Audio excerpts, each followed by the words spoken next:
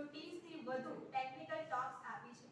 તેમને અનેક પ્રતિષ્ઠિત એવોર્ડ મળ્યા છે, જેમ કે best teacher award, nation builder award, researcher of the year award વગેરે.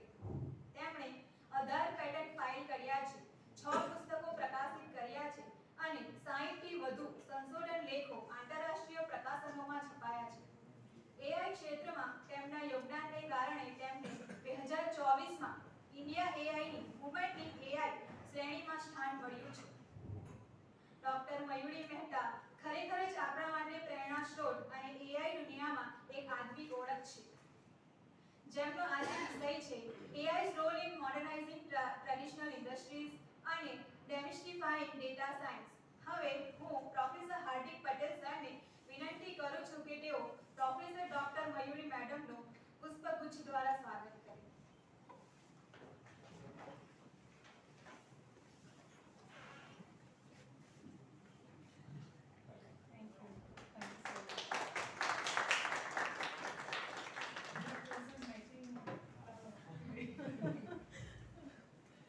મેડમનું ઉષ્માભર્યું તાળીઓથી સ્વાગત કરીએ. Welcome madam.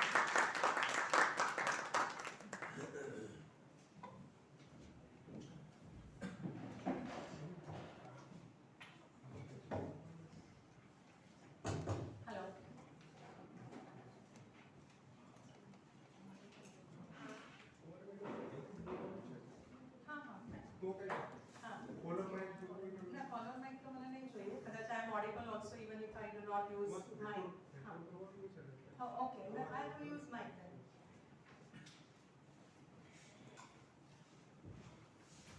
Let's now show you guidance. Just like that. I have another printer also.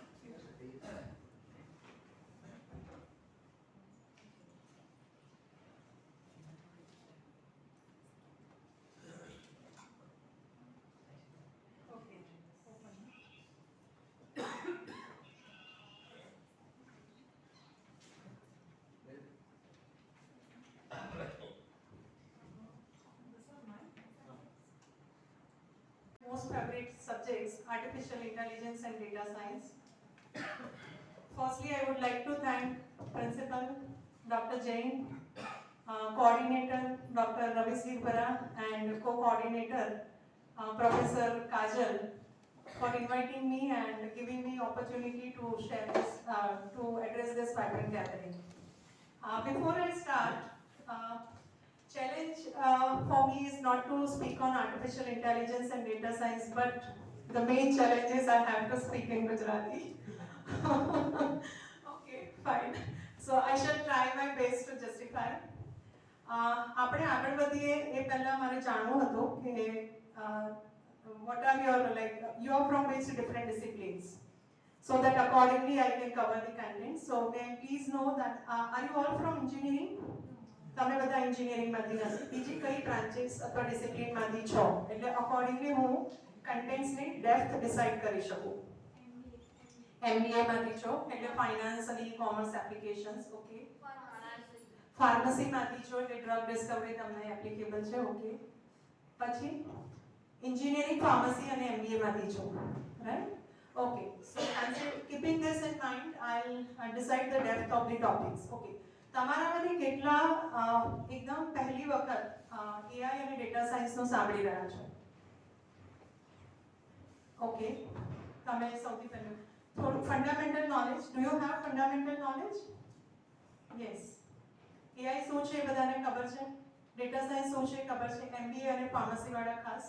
બાકીના બધા એન્જિનિયરિંગમાંથી છો, એ કઈ બ્રાન્ચીસમાંથી છો મને થોડું બેકગ્રાઉન્ડ મળી શકે? EC માંથી છે કોઈ? ઓકે. સિવિલમાંથી છો, ઇલેક્ટ્રિકલમાંથી છો, કમ્પ્યુટરમાંથી છે કોઈ? ઓકે, કમ્પ્યુટરમાંથી બી છો, એટલે લગભગ દરેક બ્રાન્ચમાંથી થોડા પાર્ટિસિપન્ટ્સ છે. Fine. Accordingly I decide the depth. Okay. Ya તો ટુડે બી ઇટ એન્જિનિયરિંગ કે પછી કોમર્સ હોય કે પછી ફાર્મસી હોય કે મેડિકલ ફિલ્ડ હોય, કોમર્સ ફિલ્ડ હોય, ફાઇનાન્સ હોય, બેન્કિંગ હોય, એગ્રીકલ્ચર હોય, કોઈ પણ ક્ષેત્ર હોય, આજે આર્ટિફિશિયલ ઇન્ટેલિજન્સ અને ડેટા સાયન્સે દરેક ફિલ્ડમાં પ્રોગ્રેસ કર્યો છે. અને ખૂબ બધા ટેકનોલોજીકલ એડવાન્સમેન્ટ્સ પ્રૂવ થઈ ચૂક્યા છે. સો ઇટ્સ નોટ લાઈક કે we are beginning in this domains. Artificial intelligence has been already proven beneficial in all these domains: finance, education, agriculture, pharmacy and all. So we will see briefly today. આપણે start કરીશું એનાથી કે artificial intelligence શું છે, એના application area શું છે, એમાં અત્યારે ચેલેન્જીસ શું છે. ચેલેન્જીસ જાણવાનો મેઇન હેતુ તમને ફ્યુચર રિસર્ચ ડિરેક્શન્સ મળે એના માટેનો છે કે શું કામ થઈ ગયું છે. રિસન્ટ એડવાન્સમેન્ટ્સ આપણને નોલેજ આપશે કે શું કામ થઈ ગયું છે, અને ચેલેન્જીસ અને ફ્યુચર ડિરેક્શન્સ તમને જણાવશે કે તમે હજી આમાં આગળ શું કરી શકો છો. એટલે એવું નથી કે આટલું બધું થઈ ગયું છે તો હવે ત્યાં કોઈ સ્કોપ નથી રહ્યો.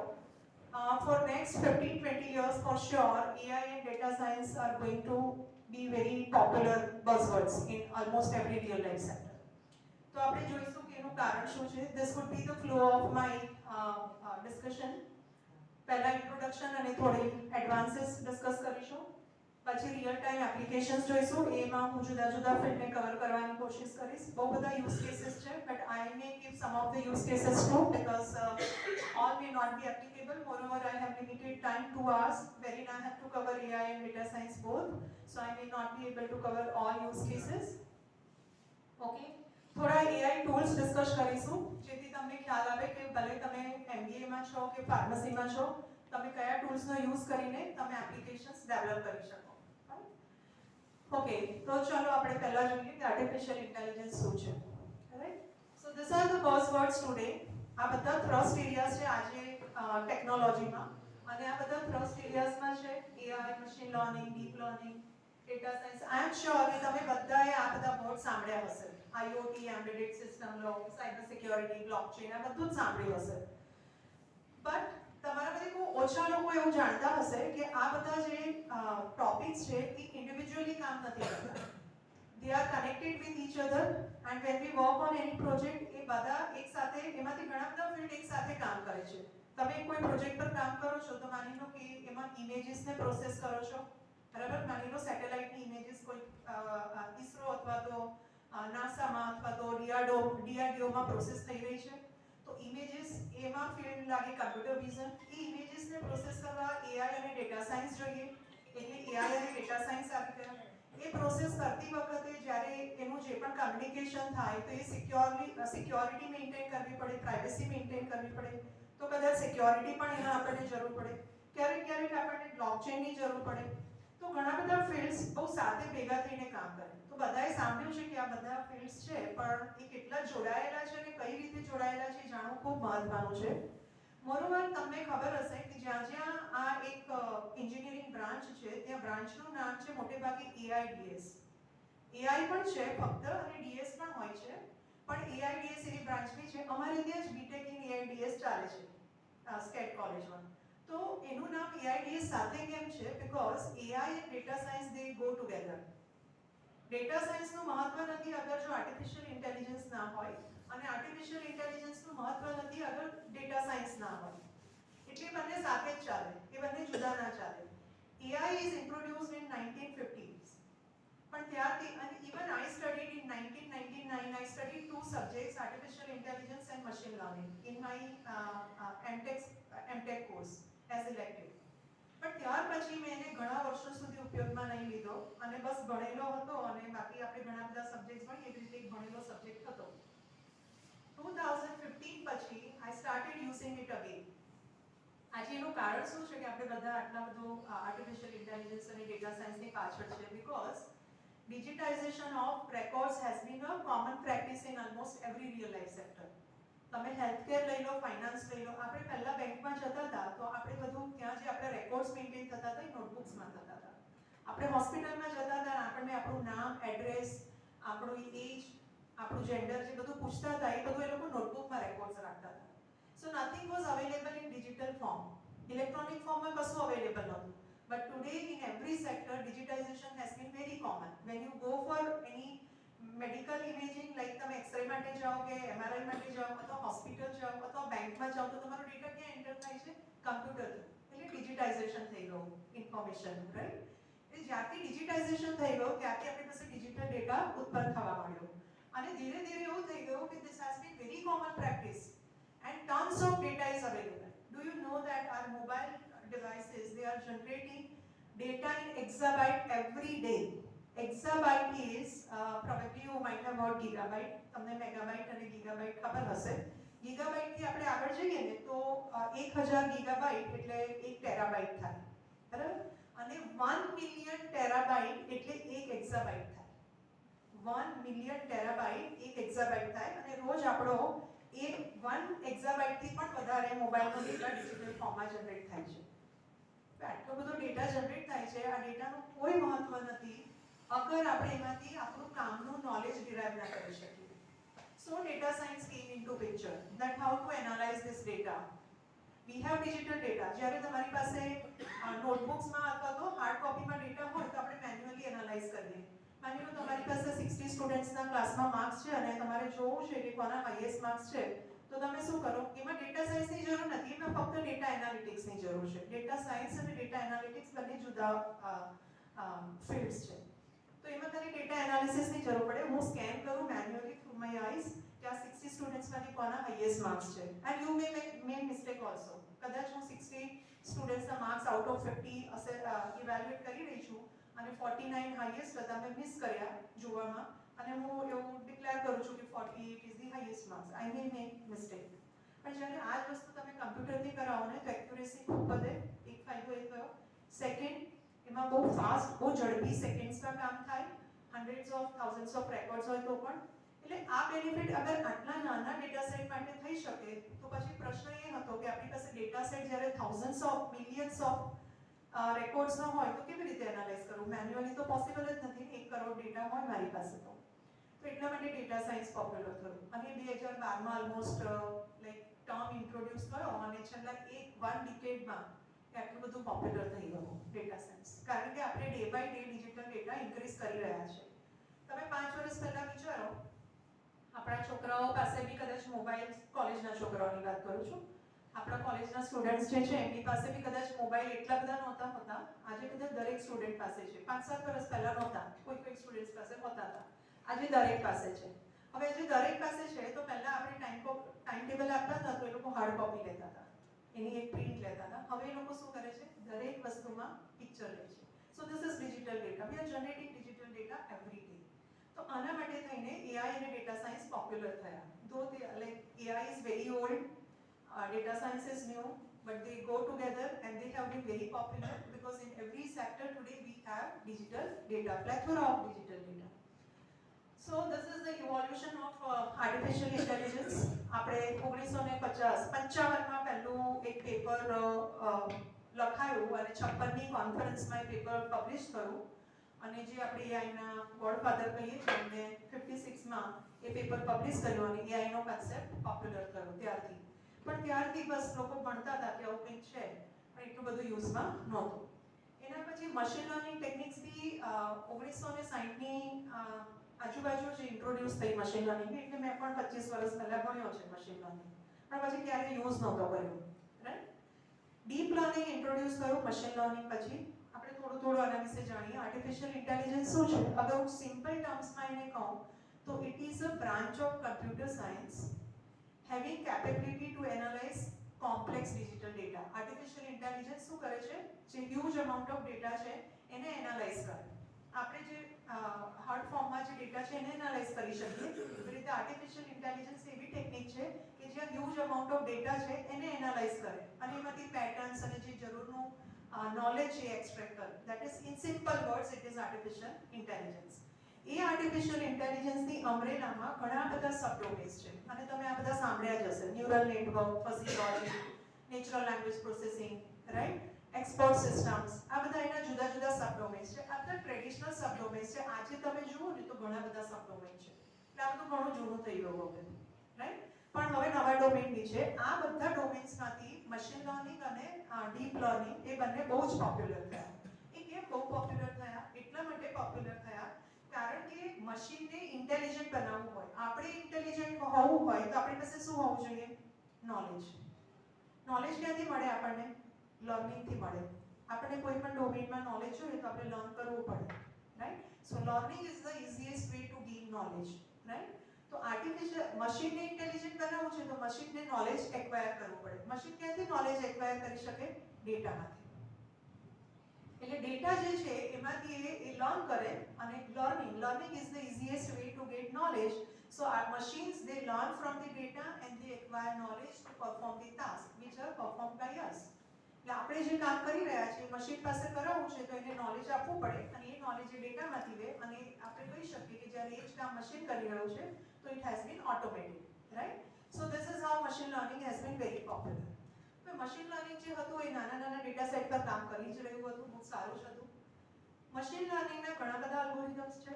એમાંનો એક અલ્ગોરિધમ જે છે એ આર્ટિફિશિયલ ન્યુરલ નેટવર્ક બેઝ છે. નાઉ what is artificial neural network? How many of you are a bit aware of this artificial neural network? થોડું કંઈ ખબર હોય તમને? હું એટલા માટે પૂછી રહી છું કે જેથી મને ખબર પડે કે મારે કેટલી ડેપ્થમાં ડિસ્કસ કરવાનું છે. ઓકે, કોઈને ખ્યાલ છે આર્ટિફિશિયલ ન્યુરલ નેટવર્કનો? નહીં. Okay, then I'll let you know. Because fundamentals તમારા સ્ટ્રોંગ હોવા જોઈએ તો તમે કોઈ પણ ફિલ્ડમાં એને અપ્લાય કરી શકો. હવે ઘણા બધા મશીન લર્નિંગના જે અલ્ગોરિધમ્સ છે એમાં આર્ટિફિશિયલ ન્યુરલ નેટવર્ક પણ એક અલ્ગોરિધમ છે મશીન લર્નિંગમાં. એનું નામ છે artificial neural network. We also have neural network. We have biological neural network, right? આપણે બધાને ખ્યાલ છે કે brain is a incredible organ gifted to us by God. અને આપણી પાસે ખૂબ કેપેબિલિટી છે. The brain consists of billions of neurons. આ જે બધા ન્યુરોન્સ છે they are connected with each other. They work in parallel and they have send and receive capacity. They can send signals. આપણને કંઈ થાય તો તરત આપણને ખ્યાલ આવી જાય કે મને દાજ્યું, right? Because all the neurons, they have send and receive capability. It receives that signal. And sometimes when it gives us a signal, we also like feel. So it has send and receive capability and all neurons એ બધા બહુ parallelly કામ કરે એટલે આપણે એક સાથે ઘણા કામ કરી શકીએ. સિમ્પલ એક્ઝામ્પલ, કાર ડ્રાઈવ કરતા હો તો જજમેન્ટ તમે આંખથી લો છો, તમારું એક્સિલરેટર અને બ્રેક તમે પગથી કંટ્રોલ કરો છો અને ગિયર તમે હાથથી કંટ્રોલ કરો છો. અને એ વખતે કદાચ તમે કોઈ સાથે વાત પણ કરી રહ્યા હો મોબાઈલને સ્પીકર રાખીને. So we are doing multiple task parallelly because આપણા જે ન્યુરોન્સ છે ને એ પેરેલલી કામ કરી શકે અને એ બહુ જ એમનામાં કેપેબિલિટી છે. આવી જ કેપેબિલિટી મશીનને આપી હતી. એટલે આપણું બાયોલોજિકલ ન્યુરલ નેટવર્ક જે છે એના જેવું જ એક આર્ટિફિશિયલ ન્યુરલ નેટવર્ક કોઈ સાયન્ટિસ્ટે બનાવ્યું કે એને પણ આવી રીતે પેરેલલી કામ કરાવીએ, એને પણ સેન્ડ અને રિસીવ સિગ્નલ કેપેબિલિટી હોવી જોઈએ. એ પણ આપણે માસિવ નેટવર્કથી કનેક્ટ કરીએ એટલે એ નેટવર્કને નામ આપ્યું આપણા નેટવર્કનું નામ છે ન્યુરલ નેટવર્ક. નેટવર્ક છે ને કનેક્ટેડ છે એટલે અને આનું નામ આપ્યું આર્ટિફિશિયલ ન્યુરલ નેટવર્ક. તો આર્ટિફિશિયલ ન્યુરલ નેટવર્ક જે છે એ બહુ સરસ કામ કરી રહ્યું હતું મશીન લર્નિંગમાં અને એના પરથી કોઈ રિસર્ચર્સને વિચાર આવ્યો કે આ ન્યુરલ નેટવર્કને અગર આપણે મોટું કરીએ તો એની કેપેબિલિટી વધી શકે. સિમ્પલ એક્ઝામ્પલ, આપણા જેટલા ન્યુરોન્સ છે એનાથી આપણી આટલી કેપેબિલિટી છે. કદાચ એ ન્યુરોન્સને આપણે વધારી શકીએ કોઈક રીતે, કદાચ એવું બની શકે કે આપણી કેપેબિલિટી વધી જાય. સો હી થોટ ઓફ ધેટ કે vote if V increase the number of neurons in artificial neural network, can it provide us more capability? So he just experimented, right? He increased the number of neurons, he made it more complex and he experimented. And experiment કર્યું અને એને થોડા સારા results મળ્યા અમુક application સાથે. So that is how this came into picture કે deep learning. અને નામ પણ એનું કેવું આપ્યું છે? deep learning. તમે જ્યારે આર્ટિફિશિયલ ન્યુરલ નેટવર્ક મશીન લર્નિંગમાં યુઝ કરો તો એમાં જે ન્યુરોન્સ હોય એ ઓછા હોય અને એમાં એક કન્સેપ્ટ છે હિડન લેયરનો. તો એમાં જે હિડન લેયર હોય એ 2 કે 3 જ હોય, સોરી 1 કે 2 જ હોય. જ્યારે ડીપ ન્યુરલ નેટવર્ક હોય એનું નામ જ છે it's a deep neural network. Deep learning supports deep neural network. Deep એટલે એમાં બહુ જ બધા હિડન લેયર્સ છે. ઇટ કેન બી 150 અથવા એનાથી વધારે પણ હિડન લેયર્સ હોઈ શકે જે સિમ્પલ મશીન લર્નિંગના ન્યુરલ નેટવર્કમાં 1 કે 2 જ હોય. એટલે ડીપ લર્નિંગ બહુ જ પોપ્યુલર થઈ ગયું એમાં 150 અથવા એનાથી. અને એનું કોમ્પ્લેક્સ સ્ટ્રક્ચર હું તમને એક સેમ્પલ બતાવીશ. તો એ કોમ્પ્લેક્સ સ્ટ્રક્ચર એનું બની ગયું અને એનાથી કેપેબિલિટી બી વધી ગઈ. એટલે બીજો એક ફાયદો એવો થયો કે હવે આપણી પાસે ડેટા ખૂબ વધી ગયો છે. પહેલા એટલો ડિજિટલ ડેટા નહોતો. તો આટલો બધો ડેટા પ્રોસેસ કરવા માટે ન્યુરોન્સ પર અગર વધારે હોય તો બહુ જલ્દી એ પ્રોસેસ કરી શકે અને સમજી શકે. So that is also one of the reasons that how this deep learning evolved, because today we have tons of digital data and એને પ્રોસેસ કરવા માટે if we have such complex network then it can be processed in less time. So that is also one reason. તો એ રીતે આપણે deep learning કર્યું. અને હવે આપણને બધાને ખબર છે કે હવે શું ચાલે છે, જનરેટિવ એઆઈ. સાંભળ્યું છે ને બધાએ? બીજા ફિલ્ડમાં પણ કામ આવે જ છે. જનરેટિવ એઆઈ પણ મલ્ટીડિસિપ્લિનરી કન્સેપ્ટ છે. આ બધા જે કન્સેપ્ટ છે ને એ મલ્ટીડિસિપ્લિનરી છે. એ ફક્ત એન્જિનિયરિંગ માટે નથી. એન્જિનિયરિંગની દરેક બ્રાન્ચ માટે તો છે જ, સાથે બધા જ માટે છે. કોમર્સ લઈ લો, આર્ટ્સ લઈ લો, બધાની એપ્લિકેશન મેં થોડી રાખી છે એટલે બધાને યુઝફુલ છે. એનાથી પણ આગળ હવે આ ડાયાગ્રામ વધ્યો છે કે હું તમને આઈ એમ નોટ શ્યોર મેં આમાં નાખ્યો છે કે નહીં, રાખ્યો હશે તો હું બતાવીશ. હવે આ બધી વસ્તુઓ તો ઘણી જૂની થઈ ગઈ. ટેકનોલોજી એટલી ફાસ્ટ સ્પીડે આગળ વધી રહી છે જે કદાચ આપણા ઇનોગ્રેશનમાં પણ વાત થઈ. એટલી બધી ફાસ્ટ સ્પીડે જતી રહી છે કે આપણે જો જૂના જ રહીશું ને તો આપણા સ્ટુડન્ટ્સ પણ જૂના જ રહી જશે આપણી સાથે. એટલે તો બધું બહુ નવું આવી ગયું છે. હવે નવું શું છે અત્યારે આર્ટિફિશિયલ ઇન્ટેલિજન્સમાં છેલ્લા 5 વર્ષથી? તો આ બધું નવું છે. હવે આપણે આ ભણવાનો સમય છે. એટલે અત્યારે અગર આપણે આ પણ નથી ભણ્યા તો આપણે આગળ આ નહીં ભણી શકીએ. આ બધા કન્સેપ્ટ ખૂબ નવા છે. અત્યારે કદાચ હું જે દેશ વિદેશમાં ટોક્સ આપું છું એ આના પર વધારે હોય છે મારા, કે એક્સપ્લેનેબલ આર્ટિફિશિયલ ઇન્ટેલિજન્સ શું છે, જનરેટિવ એઆઈ શું છે, સેલ્ફ સુપરવાઇઝ લર્નિંગ શું છે, આ બધું નવું છે. એક્સપ્લેનેબલ એઆઈનું મેં 2019ની એક કોન્ફરન્સમાં જે મારું જે એક સેશન હતું ત્યાં બીજા સેશન્સ અટેન્ડ કરતા મેં આ કન્સેપ્ટ સાંભળ્યો 2019માં. ત્યાં મોટે ભાગે બધા ઇન્ડસ્ટ્રી પાર્ટિસિપન્ટ્સ અને સ્પીકર્સ હતા. એ કોન્ફરન્સ બેંગ્લોરમાં હતી અને ત્યાં લગભગ 100 થી વધારે આપણી પોપ્યુલર કંપની, આપણી IBM, Google, તમે ગમે તે લઈ લો, આ બધી કંપનીના પાર્ટિસિપન્ટ્સ પણ હતા અને સ્પીકર્સ પણ હતા. ત્યાં મને ખબર પડી કે 2017 થી આ એક્સપ્લેનેબલ એઆઈ બહુ ચાલી રહ્યો છે and started exploring it in 2018. એટલે અત્યારે બી 7 વર્ષથી એક્સપ્લેનેબલ એઆઈ પણ હજી એટલું બધું નથી પ્રૂવન, પણ એની ખૂબ જરૂર છે. એના વગર એન્ડ યુઝર્સ રેડી નહીં થાય એઆઈ બેઝ સોલ્યુશન્સ અપનાવવા માટે. કારણ કે આ એક બહુ સરસ ટેકનોલોજી છે જેમાં એક્સપ્લેનેશન્સ પણ મળે કે એઆઈ બેઝ સોલ્યુશને એક ડિસિઝન લીધું તો એ કેમ લીધું એનું આખું એક્સપ્લેનેશન આપે. એટલે એનું નામ છે એક્સપ્લેનેબલ AI. Right? Similarly, generative AI, everyone knows, self-supervised learning, AI agents, multi-modal AI. It has been very common since last 3 years. એક સામાન્ય એક્ઝામ્પલ આપું એટલે તમને ક્લિયર થશે કે મલ્ટી મોડલનો શું મતલબ છે. મલ્ટી મોડલ એટલે અત્યાર સુધી આપણે જે કામ કરતા હતા ને, મશીન્સને ટ્રેન કરીએ તારે આ કામ કરવાનું, જે હું કરતી હતી એ તારે કામ કરવાનું. હવે તો મશીન્સને કોઈ એક ટાઈપનો ડેટા આપે ને તો જ એ કામ કરતું હતું કે હું ખાલી ટેક્સ્ટ ડેટા આપું કે ખાલી ઇમેજ ડેટા આપું. પણ એક સિમ્પલ એક્ઝામ્પલ, આપણે ડોક્ટર પાસે જઈએ તો ઘણીવાર આપણને કહે કે ડાયાગ્નોઝ નથી થતું એટલે તમે બ્લડ રિપોર્ટ કરાવો. એટલે આપણે બ્લડ રિપોર્ટ જઈએ.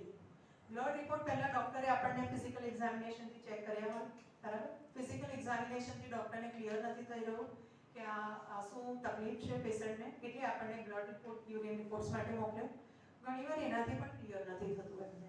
આપણી તકલીફ નથી મટતી અને કશું ક્લિયર પણ નથી થતું એટલે આપણને એવું કહે કે તમે એક્સરે કરાવી લો કે સોનોગ્રાફી કરાવી લો.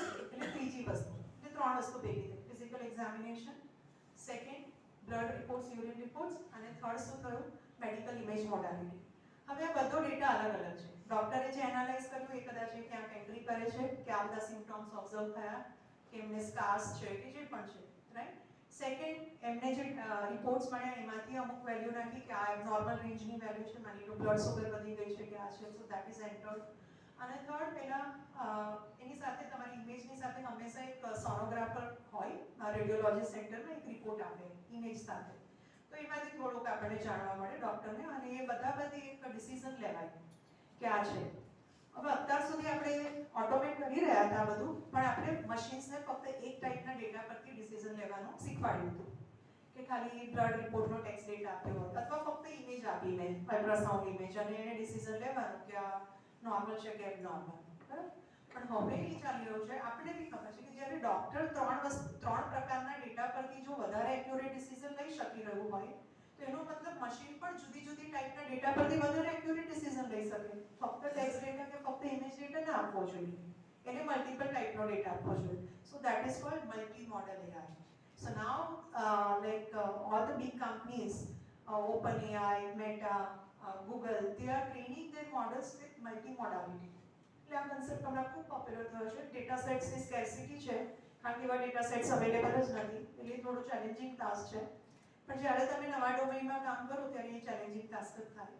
કે તમારી ડેટા, અને અત્યારે મોટે ભાગે ઘણી ફંડિંગ એજન્સી અને ગવર્મેન્ટ ફંડ આપી રહ્યું છે ફક્ત ડેટા કલેક્શન્સ માટે, કે તમે એક બહુ ઇમ્પોર્ટન્ટ ફિલ્ડનો data systematic over the period of 6 months કે 1 year કે 1.5 years તમે કલેક્ટ કરો અને એને જે સ્ટાન્ડર્ડ્સ હોય છે એ પ્રમાણે પબ્લિશ કરો, અને then it's open for research community so that the research can be carried out.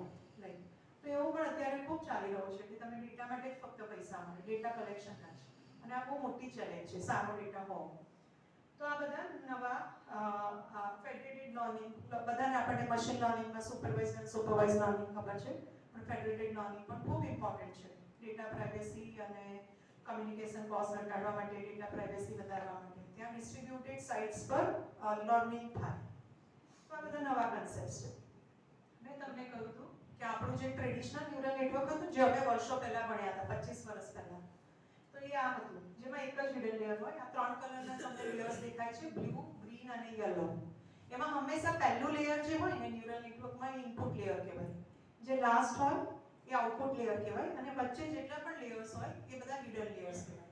તો ટ્રેડિશનલ જે ન્યુરલ નેટવર્ક્સ હોતા હતા, thank you so much, traditional જે ન્યુરલ નેટવર્ક્સ હોતા હતા એમાં 1 થી 2 જ હિડન લેયર્સ હોતા હતા. પણ હવે જે આપણા ડીપ ન્યુરલ નેટવર્ક આવ્યા ને એમાં આટલા બધા હિડન લેયર્સ હોય છે, અને તમે કોમ્પ્લેક્સિટી જુઓ, જેટલું વધારે ન્યુરોન્સ અને લેયર્સ એટલું કનેક્શન્સ વધારે, એટલે એટલું એનું કમ્પ્યુટેશન પાવર વધી જાય. આજે તમે આ બધા ડીપ ન્યુરલ નેટવર્ક્સને લઈને કામ કરો ને એટલે તમે કદાચ જે ટેકનોલોજી વાળા છે એમને સાંભળ્યું હશે, જીપીયુ, ગ્રાફિકલ પ્રોસેસિંગ યુનિટ, ટીપીયુ, એ બધું જરૂર પડે, એના વગર કામ જ ના થાય. કારણ કે કોમ્પ્લેક્સ નેટવર્ક છે, ડેટા સેટ તમારો કોમ્પ્લેક્સ છે, હ્યુજ છે, રાઈટ? એટલે એના વગર કામ જ ના થાય. And you can see another example of this deep neural network. ખૂબ કોમ્પ્લેક્સ હોય, કારણ કે આ જેટલા પણ તમને એજીસ દેખાય છે ને એ દરેક એજ પર કમ્પ્યુટેશન પરફોર્મ થાય, મેથેમેટિકલ કમ્પ્યુટેશન. મેથેમેટિક્સ વગર એઆઈ અને ડેટા સાયન્સ કામ નહીં કરે. એટલે સ્ટેટિસ્ટિક્સ તમને ખૂબ સારી રીતે આવડવું જોઈએ, જે પેલા સરે આપણને કહ્યું પણ, રાઈટ? તો જ તમે આ ફિલ્ડમાં સરસ કામ કરી શકો. અને આ બીજું એક્ઝામ્પલ છે. Okay, we can skip this. બધાને ખબર છે કે આર્ટિફિશિયલ ઇન્ટેલિજન્સની ખૂબ ડિમાન્ડ છે અને વધી રહી છે. આ થોડું એક્સપ્લેનેબલ એઆઈ નું હતું. જસ્ટ તમને એક ફ્યુ મિનિટ્સમાં એક્સપ્લેન કરવા કે એક્સપ્લેનેબલ એઆઈ શું છે અને એઆઈ ને કેમ એઆઈ ને કેમ એ પાછળ પાડી રહ્યું છે, રાઈટ? તો એઆઈ જે છે ફક્ત આપણને ડિસિઝન આપે. માની લો કે આ એક મારું મોડેલ છે, ડીપ લર્નિંગ મોડેલ. એને મેં શીખવાડ્યું કે હું જ્યારે પિક્ચર આપું એનિમલનું તો એને મને કહેવાનું કે આ કયા એનિમલનું પિક્ચર છે, એવું મેં પહેલા લર્નિંગ કરાવી દીધું, બરાબર? હવે એને લર્ન કરાવી દીધું, તો એ લર્ન કર્યા પછી હું જો અગર એને આ આપીશ, આપણે સ્કૂલમાં નાના હતા ત્યારે આપણે નંબર્સ સિસ્ટમ શીખ્યા, આપણે એનિમલ શીખ્યા, જે રીતે આપણે શીખ્યા ને એ જ રીતે આર્ટિફિશિયલ ન્યુરલ નેટવર્ક શીખે છે. How we humans learn? We learn through observations and analysis. Let us talk about the kids. Kids learn walking and talking, observing the family members. Right? એ લોકો કેવી રીતે બોલવાનું શીખે? આપણા ફેમિલીના મેમ્બર્સ પાસેથી આપણે બોલીએ, સાંભળે, શીખે. So they learn through observation and analysis. When kids grow, they go out. When they go out, they communicate to more people. Right? When they communicate to more people, they learn more words. Their vocabulary increases. They start speaking more clear sentences and accurate sentences. So this is how their learning increases. And when their learning increases, their speaking accuracy also increases. બિલકુલ આ જ રીતે આ કામ કરે. પણ આની માટે ટીચર કોણ છે? આપણા કિડ્સ માટે ટીચર્સ છે, parents, siblings, friends, they are the teachers, right? અને પછી સ્કૂલ જાય એટલે સ્કૂલના ટીચર જેટલાને મળે એટલા બોલે એની પાસેથી શીખે. આની માટે કોણ ટીચર છે? Label data. એટલે મારી પાસે એક ડેટાબેઝમાં એનિમલના પિક્ચર્સ છે, કે બધા પિક્ચરને મેં નામ આપેલું છે કે આ કેટ છે, આ ડોગ છે, આ ટાઈગર છે, અને હું મશીનને ફીડ કરું છું કે પ્લીઝ લર્ન ધીસ. કે અગર ડોગ હોય ને તો એના ફીચર્સ આવા હોય, એનો કલર આવો હોય, એનું ટેક્સચર આવું હોય, એનું સાઇઝ આવો હોય, એનું શેપ આવું હોય, આ બધા ફીચર્સ થયા. એટલે આપણે આવું બધું શીખવાડીએ મશીનને. આવી બધી બહુ બધી ઇમેજ આવી. હવે હું મશીનને ખાલી 2 કેટની ઇમેજ આપું અને હું એને કહું કે તું લર્ન કરી દે 2 ઇમેજ પરથી કે કેટ કેવી હોય. પણ કેટના કલર્સ જુદા હોય, કેટની સાઇઝ અલગ હોય. માની લો હું ઠંડા પ્રદેશની કેટ લઉં તો એ ફરવાળી હોય, અને આપણે ત્યાં જોઈએ કેટ તો ફર ઓછા હોય, અથવા તો ડોગ્સને પણ ફર ઓછા હોય. એટલે એનું નોલેજ કેવું થાય, નોલેજ તો મળે પણ લિમિટેડ મળે, કારણ કે મેં લિમિટેડ જ નોલેજ આપ્યું કેટ એટલે આવું જ હોય. હવે મેં એને બીજા પ્રદેશની કેટ ના બતાવી, બીજા કલરની કેટ ના બતાવી, એટલે એનું નોલેજ લિમિટેડ રહી ગયું. સેમ આપણને બીજું નાનપણમાં આવું જ શીખવાડવામાં આવે, ખાલી બે કેટ બતાવે અને મને કદાચ કોઈ બીજા ઓસ્ટ્રેલિયાની કેટ બતાવે તો આઈ મે આઈડેન્ટિફાઈડ ઇટ એઝ ડોગ, કારણ કે મને ફર વાળું દેખાયું, એટલે હું કદાચ એવું કહું કે આ તો ડોગ છે, કારણ કે મને એટલું સરસ શીખવાડવામાં નહોતા આવ્યા ફીચર્સ કે કેટ એટલે આવું હોય. એવી જ રીતે હું ટાઈગર અને લેપર્ડમાં કેવું મિસ્ટેક કરી શકું કે આ ટાઈગર નથી લેપર્ડ છે. તો જેટલું આપણને વધારે શીખવાડવામાં આવે એટલું આપણે વધારે સારી રીતે આપણું નોલેજ વધે અને આપણે એક્યુરેટલી પરફોર્મ કરીએ. સેમ એનું આવું છે, જેટલી વધારે તમે ઇમેજ એને આપો એટલું એ સારું લર્ન કરે અને એની કેપેબિલિટી પણ વધે, રાઈટ? એટલે ઇકો આવે છે નહીં, સો એટલું સારી રીતે લર્ન કરે અને આપણને ડિસિઝન આપે. એટલે આપણે એવું એઝ્યુમ કરી લઈએ કે આ સિસ્ટમ મારી AI બેઝ સિસ્ટમ છે, આ ઇમેજીસ મેં એને આપી, એને લર્ન કર્યું અને લર્ન કર્યા પછી આપણે સ્કૂલમાં પણ અને કોલેજમાં પણ શીખવાડીએ છોકરાઓને, પછી આપણે શું કરીએ, ટેસ્ટ કરીએ કે એમને કેટલું આવડ્યું, રાઈટ? આપણે ક્લાસમાં એક બહુ ડિફિકલ્ટ ટોપિક ચલાવ્યો અને બે સમ્સ આપ્યા છોકરાઓને અને ખબર પડી કે એક પણ સોલ્વ નથી કરી શકતા, તો આપણે શું કરાવીએ, ફરી શીખવાડીએ કે આ તો બરાબર પરફોર્મ નથી કરી રહ્યા, દેટ મીન્સ એમને સમજણ જ નથી પડી, એટલે આપણે પાછું શીખવાડીએ, પાછી ટેસ્ટ લઈએ, કદાચ એક સોલ્વ કરી શક્યા ને એક ના કરી શક્યા, બરાબર? અને કદાચ એવું થાય કે 50% સ્ટુડન્ટ્સે બંને સોલ્વ કરી લે, એટલે આપણો કોન્ફિડન્સ વધે કે થોડું આવડી ગયું બંને, રાઈટ? પણ થોડું હજી 50 તો છે, એટલે કદાચ પાછું થોડું કરીએ. એટલે અમુક લિમિટ સુધી આપણે ભણાવીએ એટલે ભણાવતા જ ના રહે, કારણ કે અમુક છોકરાઓ ક્લાસમાં એમનો જે લર્નિંગ રેટ છે એ બહુ લિમિટેડ હોય, એટલે પછી ગમે તેટલી વાર તમે 10 વાર બી શીખવાડો ને તો એનું ન્યુરલ નેટવર્ક એવું બન્યું છે કે 10 વાર બી શીખવાડો તો એ કન્સેપ્ટ એ કદાચ નહીં સમજી શકે, એના માટે હાર્ડ જ છે. I hope you understand this, right? કે લર્નિંગ રેટ બધાનો અલગ છે, આપણા બધાનો અલગ છે. એવી રીતે આમાં પણ એક લર્નિંગ રેટ કરીને પેરામીટર આવે, આપણે જે રીતે કામ કરીએ છીએ એ જ રીતે એને પણ કામ કરાવી દેવાનું, એટલે લર્નિંગ રેટ સેટ કરવાનું હોય.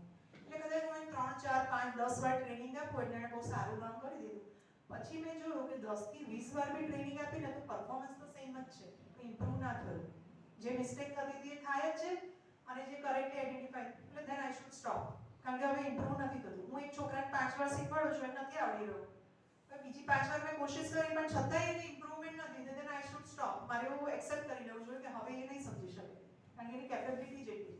Same thing we do with artificial neural network. We give it training multiple times, right? But when we observe that there is no improvement in performance, we stop training. જ્યાં સુધી આપણને improvement મળે ટ્રેનિંગમાં, એના બે રીતે એને કહી શકાય, એના પરફોર્મન્સમાં ઇમ્પ્રુવમેન્ટ છે અથવા તો એરર રેટ ઓછો છે. એરર રેટ ઓછો છે એટલે મેં તમને 0 થી 9 નંબર સિસ્ટમ્સમાં નંબર શીખવાડ્યા, સ્કૂલના સ્ટુડન્ટ્સને શીખવાડ્યા અને મેં જોયું કે બધા બધું આઈડેન્ટિફાઈ કરી શકે છે. 4-5 છોકરાઓ જે છે ને એ હવે કદાચ 6 અને 9 ને ડિફરન્શિએટ નથી કરી શકતા, તો ઇટ્સ ઓકે, હવે એમને નથી ખબર પડી રહી હમણાં, તો એમાં છોડવું પડે પછી, એટલે થોડોક એરર રેટ રહી ગયો. તો અહીંયા બી રહી શકે થોડોક એરર રેટ, કે એને નથી સમજ પડી, મે બી આપણી પાસે ડેટા એવો નથી અથવા તો એનું લર્નિંગ કેપેબિલિટી એટલી છે, બરાબર? એવું એક્સેપ્ટ કરીને આપણે આગળ ચાલવું પડે. તો એ થયું આર્ટિફિશિયલ ઇન્ટેલિજન્સ. અને અહીંયા પછી એને ટ્રેન કર્યા પછી હું જ્યારે ટેસ્ટ કરી રહી છું કે એને હું આ કેટની ઇમેજ આપું છું તો એ આઈડેન્ટિફાઈ કરી શકે છે, અગર એને મને ડિસિઝન આપ્યું કે ધીસ ઇઝ અ કેટ, તો યસ, એનું લર્નિંગ સાચું છે. હવે હું એક અમુક સેમ્પલ સાથે એને ટેસ્ટ કરું કે એને સાચું લર્ન કર્યું છે, રાઈટ? ઓકે, હવે અહીંયા એને ખાલી એટલું આપ્યું કે ધીસ ઇઝ અ કેટ, પણ એને કયા બેઝ પર એને કેટ તરીકે આઈડેન્ટિફાઈ કરી એવું કશું આપણને કીધું જ નહીં, ખાલી ડિસિઝન આપ્યું. ડિસિઝનની સાથે જસ્ટિફિકેશન, ક્લેરિફિકેશન ના આપ્યું કે કેમ એને કેટ જ કહે છે, કેમ ટાઈગર નથી કહેતું, કેમ એને ડોગ નથી કહેતું, આવું કોઈ જસ્ટિફિકેશન જ નથી કે કયા બેઝિસ પર કેટ કીધું. એટલે એક્સપ્લેનેબલ AI શું છે, એમાં ડિસિઝન તો આપે, સાથે થોડું ક્લેરિફિકેશન આપે એટલે મેં એને કેટ કીધું, તો એ આપણને કહેશે કે એને ફર છે, વિસ્કર્સ છે, ડ્રો છે અને આ જે ફીચર્સ છે ને એ સ્પેસિફાઈ કરે છે કે આ કેટ છે, એટલે મેં કીધું કે કેટ છે. માની લો કોઈ લંગની એક્સરે ઇમેજ કે કંઈક આપી, સીટી આપી અને ઓટોમેટેડ ડિસીઝ ડાયાગ્નોસિસ સિસ્ટમ છે, એને કીધું કે લંગ કેન્સર છે, પણ કેમ કીધું અલ્ટ્રાસાઉન્ડ કે સીટી જોઈને કે આ લંગ કેન્સર છે, એવું એને લંગમાં શું દેખાયું કે જેથી એને એવું કીધું કે આને લંગ કેન્સર છે, તો એને સ્પેસિફાઈ કરવું પડે. તો જ મેડિકલ પ્રોફેશનલ્સ અને પેશન્ટ એ સોલ્યુશનને એ સોલ્યુશનને એક્સેપ્ટ કરે, otherwise they don't trust, right? એટલા માટે એક્સપ્લેનેબલ AI ફાઇનાન્સ, બેન્કિંગ, હેલ્થકેર એ બધામાં ખૂબ પોપ્યુલર થયું છે એક્સપ્લેનેબલ AI. તો એ ડિફરન્સ છે કે આમાં એક આપણને એડિશનલ આઉટપુટ મળે એક્સપ્લેનેશન કે કયા કારણો છે જેના લીધે એણે આ ડિસિઝન લીધું. હવે એક્સપ્લેનેબલ એ દરેક ફિલ્ડમાં અપ્લાય થાય. જ્યાં એઆઈ અપ્લાય થાય ત્યાં એક્સપ્લેનેબલ એઆઈ થાય. ખાલી આપણે એઆઈ મોડેલમાં એક ફીચર જ એડ કરવાનું થાય. અને દરેક હોય પછી તમે કોમર્સમાં એને યુઝ કરો છો ઓટોમેટ કરવા, ઇલેક્ટ્રિકલમાં યુઝ કરો છો, ફાર્મસીમાં યુઝ કરો છો, એન્જિનિયરિંગમાં યુઝ કરો છો, બધી જગ્યાએ યુઝ થાય. ઓકે, આ એક્સપ્લેનેબલ એઆઈ ટ્રેન્ડ છે. એનું સૌથી વધારે સિગ્નિફિકન્સ ત્રણ ફિલ્ડમાં છે: ઓટોનોમસ ડ્રાઇવિંગ, હેલ્થકેર અને બેન્કિંગમાં. સૌથી વધારે છે બેન્કિંગ ફાઇનાન્સમાં, કારણ કે એના વગર કશું પણ એ ડોમેનના પ્રોફેશનલ્સ અને એન્ડ યુઝર્સ રેડી નથી આ સોલ્યુશન્સને એક્સેપ્ટ કરવા માટે થાય. એટલા માટે એનો ખૂબ યુઝ છે આ બધા.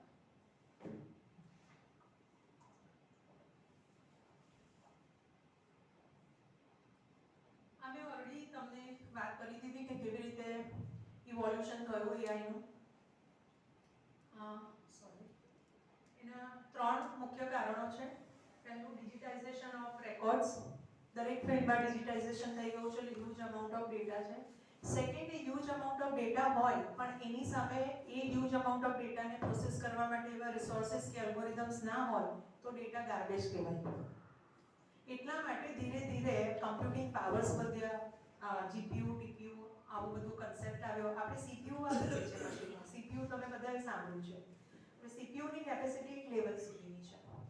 તમારે એનાથી વધારે પ્રોસેસિંગ કરવું હોય તો તમને જીપીયુ જોઈએ. એનાથી પણ વધારે પ્રોસેસિંગ કરાવવું છે તો ટીપીયુ જોઈએ, ટેન્સર પ્રોસેસિંગ યુનિટ. બરાબર? એટલે આ બધા કન્સેપ્ટ ફાસ્ટ પ્રોસેસિંગ માટે છે. બહુ બધા મોટા મોટા ડેટા સેન્ટર્સ જે હોય છે ને ત્યાં આ બધી વસ્તુઓ ખૂબ ઉપયોગમાં થાય છે, કારણ કે ડેટા બહુ બધો છે એને પ્રોસેસ કરવાનો છે વિધિન સેકન્ડ્સ અથવા સેકન્ડ્સથી પણ નાના યુનિટમાં. તો આના વગર પોસિબલ જ નથી.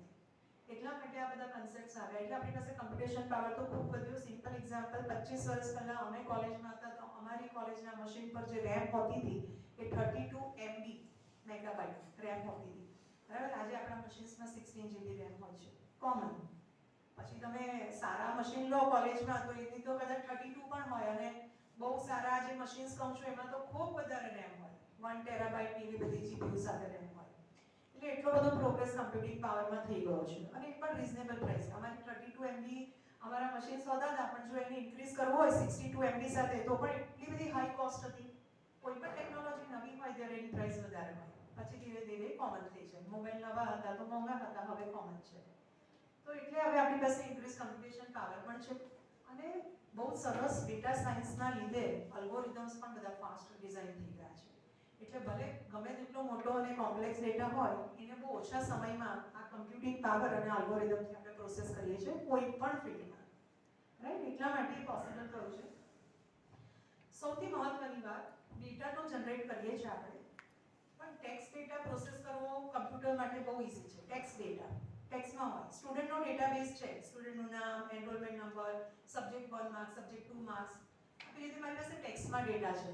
તો એની માટે બહુ ઈઝી વાત છે કમ્પ્યુટર માટે કે એને પ્રોસેસ કરવો અને રિઝલ્ટ્સ આપવા. પણ જ્યારે એ ડેટા ઇમેજ ફોર્મમાં હોય, વિડીયો ફોર્મમાં હોય તો એના માટે બહુ તકલીફ છે, કારણ કે એક ઇમેજને પ્રોસેસ કરવા પણ ખૂબ બધો કમ્પ્યુટેશન પાવર જોઈએ કમ્પેર ટુ ટેક્સ્ટ રેકોર્ડ. અને આજે આપણે મોટા ભાગે ઇમેજ ડેટા જનરેટ કરી રહ્યા છીએ. યુટ્યુબ લઈ લો. 10 વર્ષ પહેલા તમને યુટ્યુબ આટલું પોપ્યુલર હતું એવું કંઈ ખ્યાલ છે? નેટફ્લિક્સ, આ બધા જે આપણા પ્લેટફોર્મ છે 10 વર્ષ પહેલા આટલા પોપ્યુલર નહોતા જેટલા આજે છે. યુટ્યુબ પર જેટલા પણ વિડીયોઝ આજે અપલોડ થાય છે 10 વર્ષ પહેલા તમે જોશો ને તો આના 1/4 પણ નહોતા થતા. એ ડેટા એટલો ફાસ્ટ વધી રહ્યો છે. હવે મારે કંઈક analysis, being YouTube employ, suppose મારે કંઈક એનાલિસિસનું મને ટાસ્ક આપવામાં આવ્યું કે આજે કયા કયા પ્રકારના વિડીયોઝ અપલોડ થયા, એની સાઇઝ શું હતી, ડ્યુરેશન શું હતો, આ બધું મને એનાલાઇઝ કરવાનું છે. કયા ડ્યુરેશનમાં સૌથી વધારે અપલોડ થયા, કયા ફિલ્ડના સૌથી વધારે અપલોડ થયા, એજ્યુકેશનના કે પછી એન્ટરટેનના, કંઈ પણ એનાલિસિસ કરવાનું છે, કારણ કે અકોર્ડિંગલી કંપની આગળ ફ્યુચર સ્ટ્રેટેજી બનાવવાની છે. તો હવે આટલા બધા વિડીયોઝ પ્રોસેસ કરવાના એટલે you can not imagine even, because you don't know how this images are processed. So you can not imagine that how much amount of computation power is required to process this data. અને એના માટે એ જે data જે છે આજે એ બધો unstructured data કહેવાય. એટલે તમે જોશો જોશો ને તો over the period of time unstructured data is increasing. Text ડેટામાંથી એ ટેક્સ્ટ ડેટા છે સ્ટ્રક્ચર, જેનું એક પ્રોપર સ્ટ્રક્ચર હોય. સ્ટ્રક્ચર એટલે શું? ફિક્સ છે ને, કોઈ પણ સ્ટુડન્ટનો રેકોર્ડ નો તો સ્ટ્રક્ચર ફિક્સ છે. પહેલા એનો એનરોલમેન્ટ નંબર છે, પછી એનું નામ છે, પછી એનો સબ્જેક્ટ. બધા સ્ટુડન્ટ માટે સેમ જ રહેશે. હું એક ટેબલ બનાવતો, સિક્વન્સ ચેન્જ નહીં થાય. So it is structure. કે કોઈ પણ સ્ટુડન્ટની હું રો લઉં તો આ સિક્વન્સમાં ડેટા છે, ધેટ ઇઝ સ્ટ્રક્ચર ડેટા. અને અનસ્ટ્રક્ચર્ડ એટલે કશું પણ ક્યાંય હોય. Right? So today we have a lot of unstructured data. અને એના માટે ઓર પ્રોસેસિંગ અને બધું જરૂર છે. એટલા માટે તો એને આપણી પાસે આવેલું છે. હવે આપણે થોડી એપ્લિકેશન્સ જોઈએ. એપ્લિકેશન્સની વાત કરું તો આજે એક પણ ડોમેન બાકી નથી. તમે અહીંયા જોશો તો લગભગ બધા જ ડોમેન છે. તમે જોયું બધા જ domain, transport, retail, education, communication, gaming, hospitality, entertainment, mobile, sports, healthcare, agriculture, real estate, everything. Everywhere this is useful, right? And it is proven, artificial intelligence has proven beneficial in every domain. And these are big companies. They are making millions of crores of rupees using this AI and data science technology today. આજે જે વાત કરી આપણા inauguration વખતે બી ઘરેથી start કરતા પહેલા મેં મૂક્યો હતો કે હાઉ ટુ રીચ SNPIT, અને મને એને ટાઈમ બતાવ્યો કે 9:18 પહોંચીશ, અને હું 9:18 જ પહોંચી, અગર હું કશે ઊભી ના રહું તો વચ્ચે બીજા કોઈ કામ માટે. રાઈટ? તો હું 9:18 જ પહોંચી. એણે મને એ પણ બતાવી દીધું કે આટલા રસ્તા પર ક્લોઝર છે, કારણ કે ત્યાં વર્ક ઇન પ્રોગ્રેસ, જે પણ કામ ચાલતું હશે તે. તો આ બધું જે થઈ રહ્યું છે એ શેના લીધે થઈ રહ્યું છે? આપણા જ એક્સપિરિયન્સનો ડેટા એ ગૂગલને મળી રહ્યો છે. એ ડેટાથી અલ્ગોરિધમ્સને ઇમ્પ્રૂવ કરી રહ્યું છે અને આપણને બહુ સરસ સોલ્યુશન્સ મતલબ એવરી ફ્યુ મંથ્સ અથવા ઓવર ધી યર્સ આપી રહ્યું છે. અત્યારે અમારા છોકરાઓ પણ જે આ વખતે બધા પ્રોજેક્ટ્સ હતા, એમાં અમુક પ્રોજેક્ટ્સ એવા હતા કે જ્યારે ઝોમેટો અને સ્વિગીવાળા ડિલિવરી કરવામાં આવે તો એમને ખાલી ગૂગલ મેપ રૂટ જ બતાવે છે, પણ એ નથી બતાવતું કે કેટલા સિગ્નલ્સ છે. એટલે it should show us all the possible paths along with all the signals on those paths. So if I want to skip a path having 4 signals, I should be able, because દરેક signal પર અમારે 2 minute ઊભું જ રહેવું પડે છે સુરતમાં. So it means અને એમને ડિલિવરી ટાઈમ જે હોય બ્લિંકિટ પર ને બધા પર કે 10 મિનિટમાં ડિલિવરી છે કે 15, તો એ ખોરવાઈ જાય છે. કારણ કે જો અગર સિગ્નલ પર ટ્રાફિક વધારે હોય તો 2 ની 4 પણ થાય, કારણ કે મારો બીજી વખતમાં ટર્ન આવે. એટલે સિગ્નલ્સ ખબર અત્યારે નથી પડી રહી, રૂટ મળે છે. તો જ્યાં સિગ્નલ્સ આવ્યા છે ને ત્યાં અત્યારે ઘણીવાર આમાં ઇનએક્યુરેસી મહેસૂસ થાય છે. એના માટે તો એને આ બધા પ્રોજેક્ટ્સ પણ અત્યારે ચાઇનામાં કદાચ ઇટ ઇઝ ઓલરેડી ઇમ્પ્લિમેન્ટેડ કે સિગ્નલ્સ હોય તો એ બતાવે અને સિગ્નલ્સનો ટાઈમ પણ બતાવે અને સેકન્ડ્સમાં હોય. એટલે આપણે એટલું બધી એક્યુરેસી લાવી ટાઈમમાં એ થોડું ક્રિટિકલ ટાસ્ક છે, પણ કરી શકાય, ઇમ્પોસિબલ નથી. એટલે અત્યારે એ બધું પણ ચાલી રહ્યું છે. આ બધી જ કંપની ખૂબ પ્રોફિટ કરી રહી છે. યુટ્યુબ અને તમને જે રેકમેન્ડેશન્સ મળે છે, તમે 2 સોંગ સાંભળો એટલે બીજા 4 સજેસ્ટ કરી દે સિમિલર ટેસ્ટના. રાઈટ? સ્પોટીફાઈ ને બધું. તો આ કહેવાય રેકમેન્ડેશન સિસ્ટમ. તમારા ટેસ્ટને જાણી લે કે તમે કયા ફિલ્ડનું જુઓ છો. માની લો હું બહુ સ્પોર્ટ્સના ન્યૂઝ વાંચતી હોઉં સોશિયલ મીડિયા પર, તો એને ડેટા મળી ગયો છે કે હું અમુક સેકન્ડ સ્પોર્ટ્સવાળી ટેગલાઇન કે ન્યૂઝ પર વધારે ટાઈમ સ્પેન્ડ કરું છું, 5 seconds 10 seconds. So it comes to know about my interest, અને એ મને એવી રિલેટેડ વધારે આપે. કોઈ કદાચ કપડાં ઈ-કોમર્સમાં વધારે ઇન્ટરેસ્ટેડ હોય તો એને એ પ્રમાણેનું વધારે રેકમેન્ડેશન્સ મળે. સો ઇટ લર્ન્સ કે what is your taste. Right? કોઈ અગર બહુ સરસ વારે યુઝ કરી રહ્યું છે અને શોપિંગ કરી રહ્યું છે ઓનલાઈન, તો બેંક તરફથી એમને ફોન મળતા હશે કે તમારું ઓનલાઈન પરચેસ માટે થઈને અમે આ એક ક્રેડિટ કાર્ડ અથવા તો તમને આ લોન આપીએ છીએ કે બધું. કારણ કે બધું તમારું ટ્રેક થઈ રહ્યું છે. Today nothing is private, you know. When you are using Facebook, Google and everything, nothing is private. તમારી આખી જનક કુંડલી મળી જાય. તમે કાલે કયા ટાઈમે ક્યાં હતા અને ક્યાં પહોંચ્યા હતા, કેટલી વાર રહ્યા, ક્યાં ગયા, બધું જ આપણને મળી જાય. અને આ બધું લઈને those companies are improving algorithms to provide us more accurate results because they are continuously collecting our data. અચ્છા, તમારામાંથી જેમણે પણ Google આગળ યુઝ કર્યું હોય છે તેમને યાદ હશે, Googleમાં આપણે જ્યારે આગળ ક્વેરી ટાઈપ કરતા હતા ને, લગભગ 8, 10, 15 વર્ષ પહેલાની વાત કરું, તો આપણે ક્વેરી ટાઈપ કરતા હતા. પણ મારે જોવું હોય કે which are the good engineering colleges in Surat, તો હું ગૂગલમાં ટાઈપ કરું કે good engineering colleges in Surat, તો મારે આખું ટાઈપ કરવું પડતું હતું. ઓકે? અને મને રિઝલ્ટ્સ આપે. અમુક વર્ષો પછી, છેલ્લા 10 વર્ષમાં આપણે એ જોયું કે જ્યારે આપણે 2 વર્ડ્સ લખીએ ને તો એ આપણને કદાચ 10 નીચે સિમિલર ક્વેરીઝ બતાવે, રાઈટ? એ કેવી રીતે થયું? આપણે જે પહેલા 5-10 વર્ષ ગૂગલ યુઝ કર્યું ને સર્ચ એન્જિન, અમારા વખતથી છે ગૂગલ સર્ચ એન્જિન ઘણું જૂનું છે. એટલે જ્યારે આપણે ગૂગલ સર્ચ એન્જિન યુઝ કરતા હતા ને તો આપણે જેટલી ક્વેરી લખતા હતા એ બધું એ લોકોએ ભેગું કર્યું અને then their algorithms understood કે ઓકે જ્યારે કોઈ કહું નાખે એટલે પોસિબલ આવી ક્વેરી હોતી હતી. કદાચ આખા વર્લ્ડમાંથી એ 4-5 કીવર્ડને લઈ અને જુદી જુદી 50 ક્વેરી એણે લર્ન કરી. અમુક કીવર્ડ્સ હોય એમાં, ગુડ, એન્જિનિયરિંગ, કોલેજીસ, સિટીના, એટલે આ બધું એ કેચ કરી અને લર્ન કરે કે જ્યારે આ ટાઈપના કીવર્ડ્સ હોય ને તો ક્વેરી આ પ્રકારની જ હોય, આટલા 50માંથી જ હોઈ શકે. સો ઇટ સજેસ્ટ અસ કે આ તમારી ક્વેરી છે. મોરઓવર તમારે એની પાસે આપણું લોકેશન છે. તમે જોજો ગૂગલ સર્ચ એન્જિનમાં નીચે બોટમમાં તમારો હશે કે આઈ એમ ઇન અડાજણ સુરત કે જે બી હશે ને તમારા મશીન પર, તમારા પર્સનલ મશીન પર લોકેશન બતાવશે. અગર તમે ઇનિશિયલી સેટિંગમાં એ તમને પૂછે જ અને એ વખતે નાખ્યું હશે ને તો મારા મશીનમાં એ બતાવે કે I stay in Adajan Surat, right? તો એ રીતે બતાવે એટલે એ આપણને એને ખબર છે કે હું ક્યાં રહું છું અને મારા સરાઉન્ડિંગમાં શું સારું છે અને મારા સરાઉન્ડિંગમાંથી કેવી ક્વેરી હોય છે. તો it filters and it suggests us all the relevant queries and we have to choose. So such recommendations were not there previously because data was limited. But then once they collected the sufficient amount of data, they trained their models and now we are getting such recommendation. So this is the similar case with all these recommendation systems like YouTube and Spotify, everywhere, right? Even Netflix. Okay. Yeah, so I gave you search engine example. Email programs, banks, smartphones, everything like smartphone detects our faces, smartphone detects voice today, right? We speak and we type the message, na? So smartphone detects our voice. Voice એટલે voice તો ખબર પડે પણ આપણે બધાને બોલવાની ઢબ એક અલગ છે. આપણે બધા અમુક વર્ડ્સ જે બોલીએ છીએ અલગ બોલીએ છીએ. આપણે જે બોલીએ છીએ અને કદાચ એ જ સેન્ટેન્સ યુનાઇટેડ સ્ટેટ્સ વાળા બોલે અથવા જો એ જ સેન્ટેન્સ જાપાનીઝ લોકો બોલે, so the tone is completely different, but still it understands and it helps us a lot, right? તો એ બધું પોસિબલ થયું છે because આપણી પાસે સ્માર્ટફોનમાં પણ AI છે, AI ઇનેબલ્ડ છે બધા સ્માર્ટફોન અને એમાં આ બધા ફીચર્સ છે. મોરોવર જ્યારે પણ તમે આઉટ ઓફ કન્ટ્રી જાઓ, ઓલ ધ ટ્રાન્સલેટર્સ, કદાચ સેમસંગના પણ હાયર મોડલમાં અત્યારે ડિફોલ્ટ ઉપર જ છે એક ટ્રાન્સલેટર. એ ટ્રાન્સલેટર તમે ત્યાં પણ જાઓ, ગમે ત્યાં જાઓ, ઇંગ્લિશમાં બોલો, જાપાનીઝમાં કન્વર્ટ કરે, ઇંગ્લિશમાં બોલો, વિયેતનામમાં કન્વર્ટ કરે.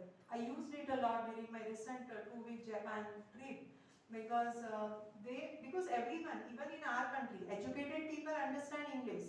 બટ અગર રિક્ષાવાળાને કહીએ કે કારવાળાને કહીએ કે વેજીટેબલ્સ તે સમજે ના સમજે. તો એ જ સેમ આપણને ફેસ થાય બહારના કન્ટ્રીમાં.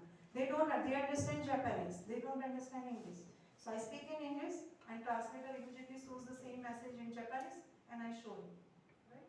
So wherever like we go, we use this is all because of AI. They collected this massive amount of data. Data they use, don't forget I told you that data is to train these models, AI models, right? જેટલો વધારે data, જેટલા વધારે ઇન્સિડન્સીસ એટલું એ સારું સમજશે. Okay, so AI is used in various sectors and these are some more use cases. AI for good, like AI is AI to address socially relevant problems such as homelessness. So Stanford University, they carried out research and researchers at that university are using AI to analyze satellite images to identify which areas have the highest poverty levels. એટલે પહેલા તો એવા આપણી પાસે training data હોવો જોઈએ કે જેમાં આપણે ડિફાઇન કરીએ કે પોવર્ટી લેવલ્સ એટલે આ ટાઈપના ઘર હોય, આ ટાઈપની બધી સિચ્યુએશન હોય, એવું આપણે ટ્રેન કર્યું હોય મોડલને અને પછી જ્યારે સેટેલાઇટ ઇમેજ એક નવી લેવાય અને એ આપણે ટ્રેન્ડ મોડલને આપીએ ત્યારે આપણને કહે કે આમાં ક્યાં ક્યાં પોવર્ટી એરિયાઝ છે. એનું કારણ એ છે કે આપણે પોવર્ટી એરિયામાં લોકો જે રહેતા હોય એમના માટે કંઈક કરવું હોય ગવર્મેન્ટે તો પહેલાં એ તો આઈડેન્ટિફાઈ થવું જોઈએ ને કે પોવર્ટી એરિયાઝ ક્યાં ક્યાં છે. એટલે સેટેલાઇટ ઇમેજથી પોવર્ટી એરિયાઝ આઈડેન્ટિફાઈ થાય અને પછી ગવર્મેન્ટ એમના માટે કંઈક કરવા માટેની સ્ટ્રેટેજી બનાવી શકે એનાલિસિસ કરીને. These are all common examples which we can skip. Autonomous car, right? A few countries have launched autonomous car. You must be knowing. It's very difficult for India because driving is not that systematic as in other countries. બાકી બધા કન્ટ્રીમાં બહુ જ systematic, એક lane એટલે એક જ lane, they do not even cross the lane. So ઘણી બધી સિસ્ટમ ત્યાં આપણા કરતાં બહુ જ સારી છે અને એના લીધે થઈને ત્યાં પોસિબલ થયું છે ઓટોનોમસ કારનું, પણ આપણા માટે તો still it's a big challenge. Okay, ફ્યુચરમાં એવું એક્સપેક્ટેડ છે, કોઈ પણ વસ્તુ થોટ વગર એક્ઝિસ્ટન્સમાં નથી આવી અને અત્યારે એનું રિસર્ચ ચાલી રહ્યું છે કે આજે અત્યારે આપણે ઇન્ડિયા જેવા કન્ટ્રીમાં જ્યાં હવે કાર પણ કોમન થઈ ગઈ છે, બધા પાસે છે અને roads are full of cars and we don't have like broad roads, so બહુ ડિફિકલ્ટ થઈ રહ્યું છે traffic. So cars will fly, we will have multi-layer roads અને આપણી કાર્સ ફ્લાય કરશે, રાઈટ? બહુ વર્ષો પહેલા કોઈને એવું ખ્યાલ પણ નહીં હોય કે ફ્લાઇટ્સ હશે, પણ ફ્લાઇટ્સ છે ને હવે કેટલી કોમન થઈ ગઈ. તો આ પણ એક ફ્યુચર છે કે કાર્સ વિલ ફ્લાય. એટલે બધું જ પોસિબલ છે સ્ટેપ બાય સ્ટેપ. અત્યારે ઘણો પ્રોગ્રેસ થઈ ગયો છે. I have seen those automated cars during my visit to US and I was also surprised થોડો એક્સિડન્ટ ના કરી દે, કારણ કે આપણને એક્સપિરિયન્સ નથી એટલે થોડો ડર રહે, પણ લાઈક એમને તો રોડ પર નહોતી મૂકી એમણે. ફાઇનાન્સ અને બેન્કિંગમાં હું સિમ્પલ એક્ઝામ્પલ આપું છું. This are the applications those who are from MBA. ફાઇનાન્સમાં અત્યારે તો સૌથી એક સરસ વર્ડ તમે સાંભળ્યો હશે, fintech. Have you hard this word, fintech? અને અત્યારે ખૂબ કોર્સીસ ચાલી રહ્યા છે ફાઇનાન્શિયલ ટેકનોલોજી, ફિનટેકના. ઘણી બધી સારી યુનિવર્સિટીઝ આનો 1 યર સર્ટિફિકેટ કોર્સ ચાલુ કરી રહી છે અથવા 2 યર્સનો પીજી અથવા તો પોસ્ટ ગ્રેજ્યુએશન પ્રોગ્રામ ચાલુ કર્યો છે. અમારે ત્યાં પણ અમે એક રિલિવન્ટ કોર્સ લાઈક આ વખતથી જ ઇન્ટ્રોડ્યુસ કર્યો, સર્ટિફિકેશન કોર્સ 1 યરનો. કારણ કે ફાઇનાન્સમાં ટેકનોલોજીનો ખૂબ ઉપયોગ છે ઘણા બધા કારણોથી. હું સિમ્પલ કારણો તમને આપું અથવા સિમ્પલ પર્પઝીસ શેર કરું તો એક છે કે જે આપણું એક પરચેસ બિહેવિયર છે, હું જે રીતે સ્પેન્ડ કરી રહી છું ઓનલાઈન, અત્યારે આપણું ડિજિટલ સ્પેન્ડિંગ વધારે છે કે તમે જીપે યુઝ કરો કે તમે બીજા બધા જે પણ છે આપણા પેટીએમ ને બધું યુઝ કરો છો, એટલે તમારું જે પરચેસ પેટર્ન જે છે ને એ ટ્રેક થઈ રહી છે અથવા તો રેકોર્ડ થઈ રહી છે પરચેસ પેટર્ન, કે હું શાકભાજીની શોપમાં આટલા આપું છું, શોપિંગ મોલમાં આટલા આપું છું, અહીંયા આટલા આપું છું, હોસ્પિટલમાં આટલા આપું છું, એટલે બધું પાછળ તમારું રેકોર્ડ થઈ રહ્યું છે તમારી પરચેસ પેટર્ન.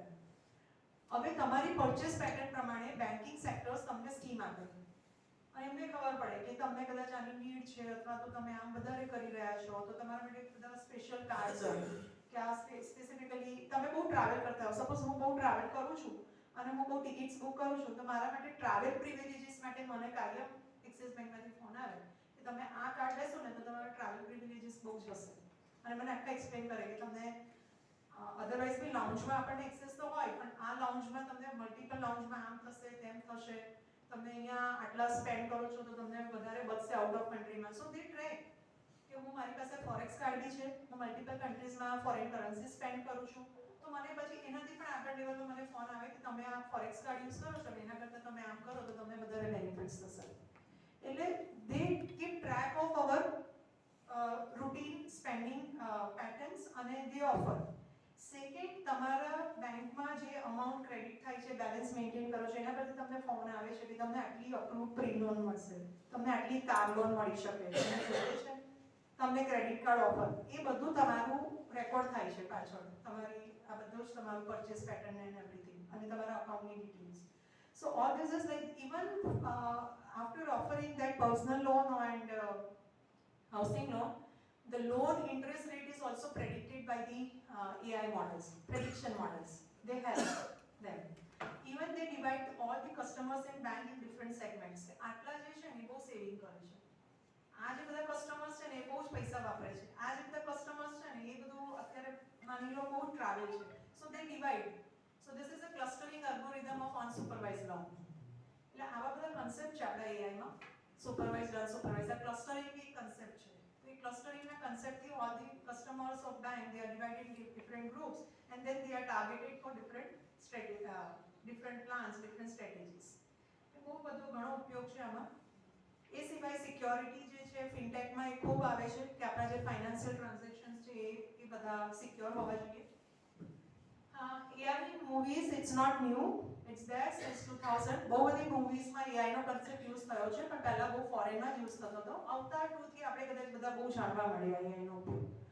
અવતાર 2 ને બનતા 4 વર્ષ લાગ્યા અને અવતાર 2 ના અમુક શોર્ટ્સ ને કમ્પ્યુટેશનથી એટલે એને એ લોકો સોફ્ટવેરથી બનાવ્યું એ મૂવી. AI નો યુઝ કર્યો એટલે શું થયું, એમાં સોફ્ટવેરનો યુઝ કર્યો અને અમુક સીન્સ જનરેટ કર્યા.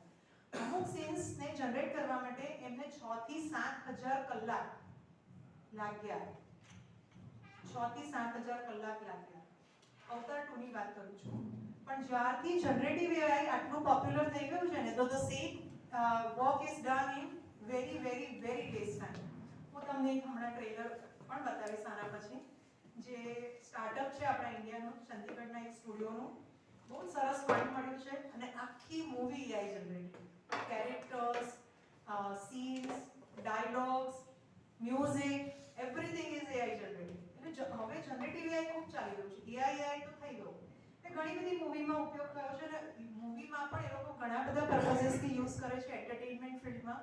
એક છે બોક્સ ઓફિસ પર એને કેટલી સક્સેસ મળશે એવું પ્રેડિક્શન કરી શકાય.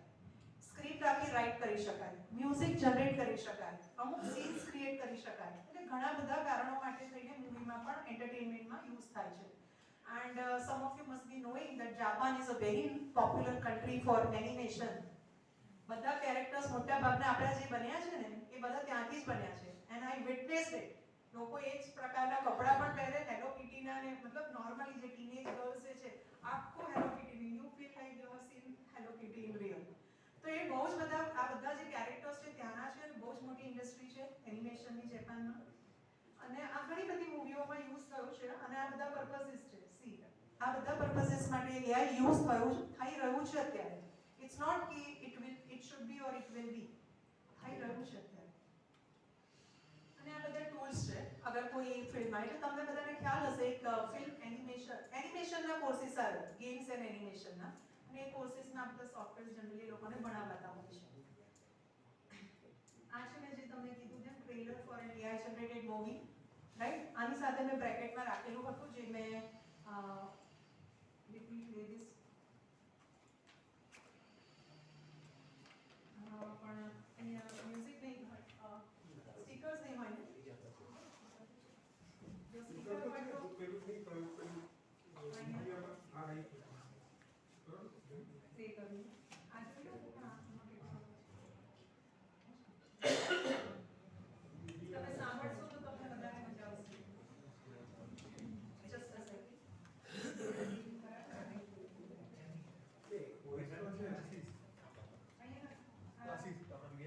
વિડિયો પેલા કરાવી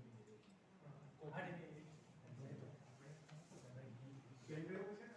હા, પેનડ્રાઈવ છે. હા, એ પેનડ્રાઈવમાં હોય તો અચ્છા ના, વિડિયો ડાયરેક્ટ નથી પેનડ્રાઈવ. અચ્છા એવું છે. હા, વિડિયો ડાયરેક્ટ પેનડ્રાઈવમાં નથી. ઓકે, એનીવે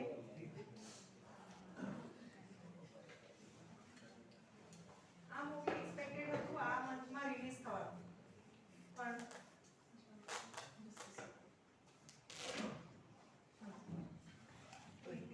અવાજ વગરની એ પેલું છે ને મીડિયા નથી સપોર્ટ કરતું. હા અત્યારે આમાં ઇન્ટરનેટ ચાલશે. હા, ઇન્ટરનેટ ચાલુ છે.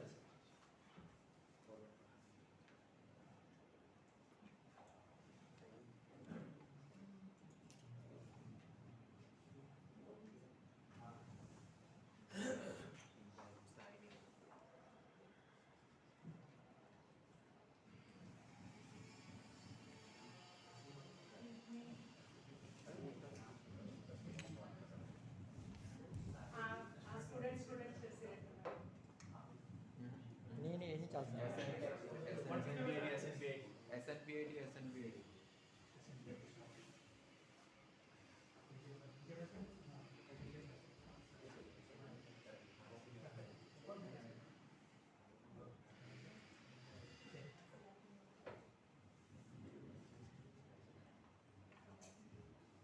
આખી ફિલ્મ ઇન્ડસ્ટ્રીને AI એ ખૂબ સપોર્ટ મળી રહ્યો છે કારણ કે જે વર્ષો સુધી એમનું જે કામ ચાલતું હતું એ હવે બહુ જ ઓછા દિવસોમાં થઈ રહ્યું છે. રાઇટિંગનો આપણને બધાને ખૂબ સારો અનુભવ છે. ChatGPT આપણને બધું ડ્રાફ્ટ કરીને આપે છે. તો એમની બી જે સ્ક્રિપ્ટ છે એને પણ એ બહુ જ રિફાઇન્ડ અને સરસ કરીને આપે છે. એટલે સ્ક્રિપ્ટ રાઇટિંગનું કામ બી ફિલ્મ ઇન્ડસ્ટ્રી અથવા તો એન્ટરટેનમેન્ટ સેક્ટર માટે ખૂબ ઇઝી થઈ ગયું છે.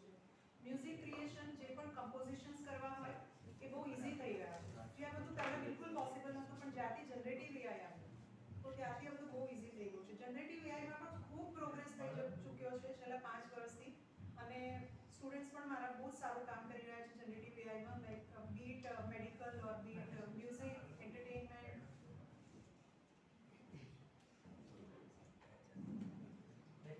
હા થઈ ગયું. હા ભલે.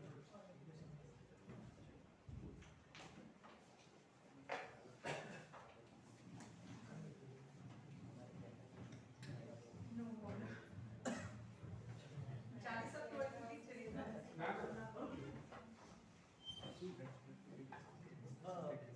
मिलन उनका ना फिर मिलन वालों से कर दो नहीं Staff मिलन वालों से कर दो मिलन कर दो